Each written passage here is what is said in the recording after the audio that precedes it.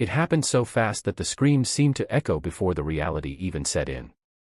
1 second, the playground was filled with the usual shrieks and laughter of recess, the sun glinting off the metal swings, the asphalt shimmering under a late spring heat.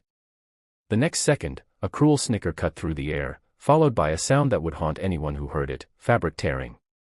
All eyes turned toward the far corner near the chain-link fence, where 3 older boys stood like predators circling their prey.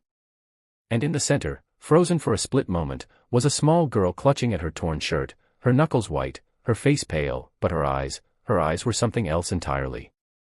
They burned, not with tears, but with something that made even the bravest kids take a step back. Her name was Alina, and up until that day, she had been the quiet one. The kind of girl who slipped into the back row of class without a sound, who sat under the shade during recess with a book she never seemed to finish, and who walked home alone on the cracked sidewalks, head down, as though she didn't want to take up space in the world. She wasn't the kind to speak up, not because she didn't have thoughts, but because every time she did, people found a way to laugh at her. Her clothes were hand-me-downs from a thrift store, 2 sizes too big. Her hair was cut unevenly because her mother didn't have the money for salon visits.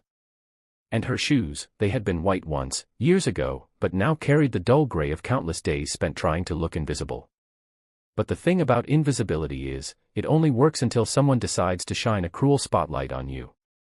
For Alina, that spotlight had been turned on weeks ago when one of the more popular girls overheard her telling the teacher that she liked to help her mother at the community gym after school.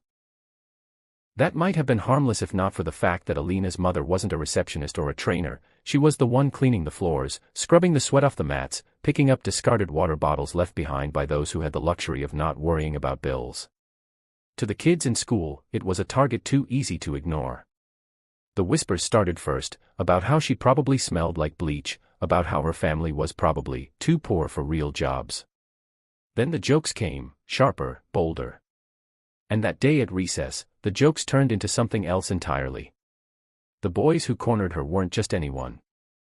They were the ones no teacher really wanted to mess with, kids who had learned early that a charming smile could erase the memory of cruel actions when adults came around.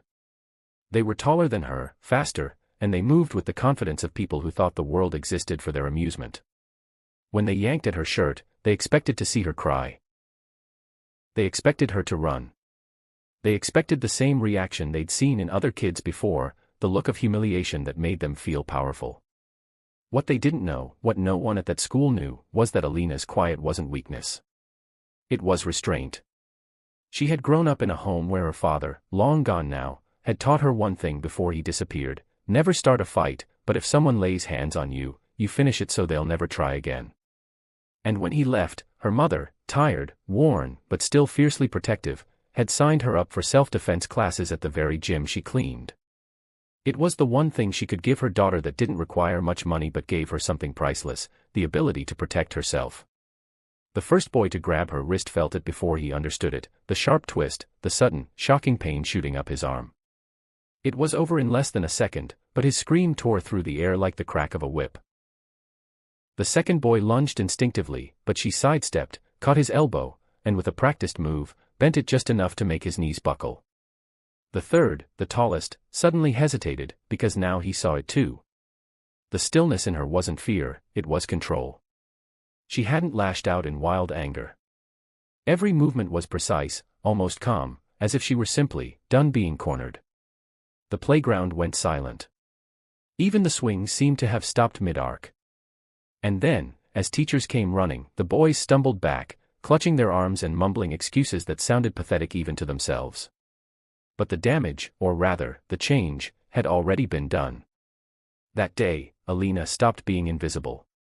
She didn't become popular, not exactly. People didn't suddenly want to be her friend. But they looked at her differently, with a wary respect, maybe even a little fear. And the bullies, they never touched her again. What no one saw, though, was what happened when she went home that afternoon. She closed the door to the small apartment, the smell of her mother's cooking filling the air, and let herself finally breathe. Her hands were still shaking, not from fear, but from the rush of adrenaline. Her mother noticed immediately, setting down the wooden spoon and coming over. Alina tried to explain, her voice trembling, expecting anger, expecting her mother to tell her she shouldn't have done it. But instead, her mother just cupped her face, her eyes glistening, and whispered that she was proud of her. Not because she'd fought back, but because she hadn't let anyone take away her dignity. That night, as she lay in bed, Alina realized something that stayed with her for the rest of her life: strength wasn't about hurting people. It was about having the ability to stand tall when someone tried to make you small. And sometimes, all it took was one moment, one decision, to rewrite how the world saw you. The next day at school, she walked into the yard with her head high, the sun warming her face, and for the first time in years, she didn't try to disappear. She didn't have to. She knew now, no one could pull her down without her permission.